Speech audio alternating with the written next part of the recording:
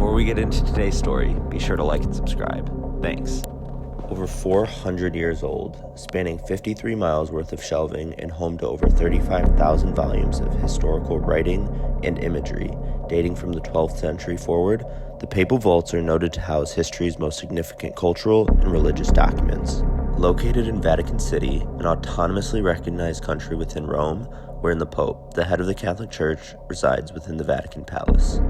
That is, unless you qualify as a scholar and are above the age of 75. And prior to 1881, even Christian scholars were not allowed within the walls of the vault. Though that restriction has since been lifted, the criteria for who is allowed to enter the fortress remains rather selective. The Papal Vaults are restricted to, quote, qualified scholars from institutions of higher education pursuing scientific research with an adequate knowledge of archival research may apply for an entry card. Scholars need an introductory letter from either a recognized institute of research or a suitably qualified person in their field of historical research. Applicants need to provide their personal data, name, address, etc., as well as the purpose of their research. Though conspiracy theories regarding the vault range from it hosting the world's largest collection of pornography, to alien skulls, to a time machine, to documents regarding papal involvement in Nazism, the papacy has always been rather upfront about the existence of the Vatican Vaults. Unfortunately, regarding the latter conspiracy theory, one long theorized series of documents has come to light as of March 2020 that paints at best cowardice, at worst a sadistic picture of the leader of one of the world's oldest religious institutions throughout one of the darkest time periods in human history. However, arguably, these newly revealed documents aren't even amongst the most historically significant in the vast catalog of the Papal Vaults. Though the Papal Vault's Latin name directly translates to secret vault, its existence has been well documented for centuries. Not only has the existence of the vault been long acknowledged, but it has also been noted that contained within it are a number of documents, each of which that could respectively vie for the most historically significant for their respective cause and era, including the original document containing Martin Luther's 95 Theses, a manuscript that outlined Luther's discrepancies with the corrupt practices he viewed were being carried out by the Catholic Church, a leading and at the time often totalitarian religious institution in Europe.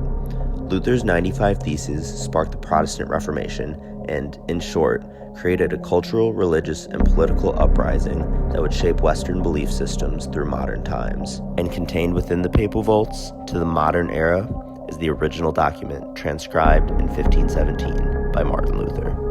Another significant and, most importantly, confirmed document that resides within the Papal Vault is a written correspondence of the trial of the man widely considered the father of modern science, Galileo.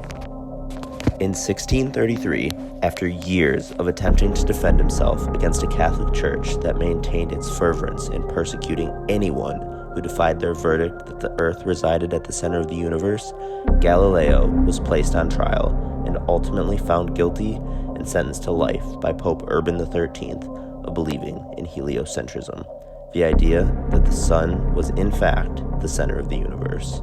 The Vatican has also revealed that letters of correspondence to Pope Pius IX from Abraham Lincoln and from Jefferson Davis, written in 1863 amidst the American Civil War, reside within the vaults. Lincoln wrote in an effort to have Rufus King accepted as the U.S. representative to the Vatican City, making no mention of the condition of America as it was plagued by war.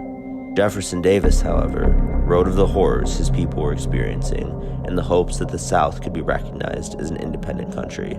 Though officially, Davis's goal of gaining the Southern United States recognition as an independent country failed, in a different letter, the Pope addressed Davis as the President of the Confederate States of America.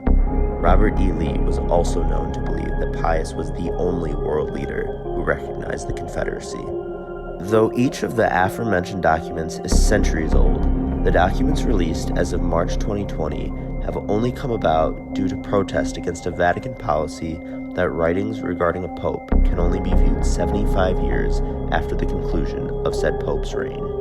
Known as Hitler's Pope, The documents surrounding Pope Pius XII's reign have long been protested to be released early to the public, as their original release date wasn't supposed to be until 2033. It is known that the Pope never publicly denounced the fascist rule of Benito Mussolini, nor the Nazi Party of Adolf Hitler.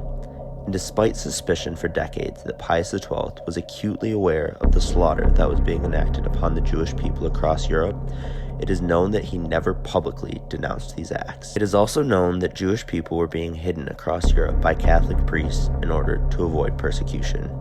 However, since the end of the Second World War, historians have been unable to definitively answer two questions in order to pin the motives of Pius XII.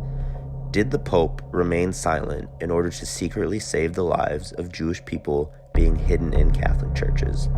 Furthermore, did he truly understand the extent of the brutality of the Holocaust? The documents revealed in March of 2020 seem to reveal that the Pope himself may have been an anti-Semite, and he knew exactly to what extent humans were being brutalized in concentration camps.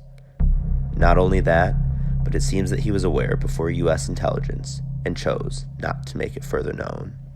Despite the coronavirus outbreak, 7 historical researchers from the University of Munster went to study the newly revealed facet of the Vatican Vaults.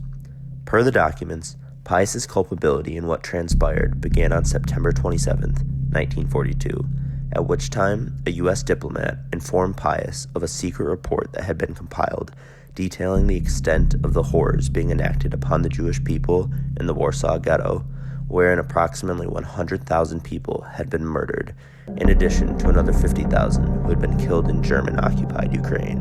The diplomat was seeking for the Pope to confirm from his own sources that these massacres had in fact taken place. Not only did Pius read the transcriptions from the United States, but he also read 2 additional reports echoing the atrocities outlined in the first, one from a Ukrainian archbishop and another from the Vatican Secretary of State. However, Pius reported back to the United States that he was unable to confirm their report. The rationale for this decision not to confirm the United States report was documented in the form of a statement given by another higher authority within the Vatican, who stated that the Jewish people easily exaggerate and that Orientals, in reference to the Ukrainian archbishop, are not really an example of honesty. These quotes were mysteriously redacted in an earlier series of publishings put out by the Vatican years prior, in hindsight crafted in such a way as to shroud Pius's motives for his inaction during the Second World War and the Holocaust. The earlier publishings, 11 volumes of cherry-picked writing, are documents that scholars today are comparing their findings to now that they have all of the documents surrounding Pius XII and his reign. Further incriminating to the character of Pius XII are 3 photographs discovered by researchers depicting emaciated and deceased inmates of concentration camps that the Vatican is confirmed to have received. The Papal Vaults have been resealed for the time being.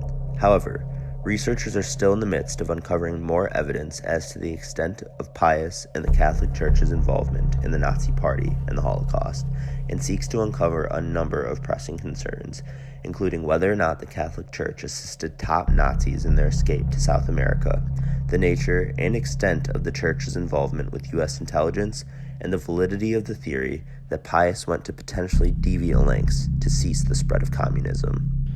Though it may be years before historians are able to capture an accurate depiction of the Catholic Church, its stances, beliefs, and most importantly the mindset of its leader during the Second World War and the Holocaust, the Vatican of modern times states that they are prepared to accept history, good, bad, or indifferent.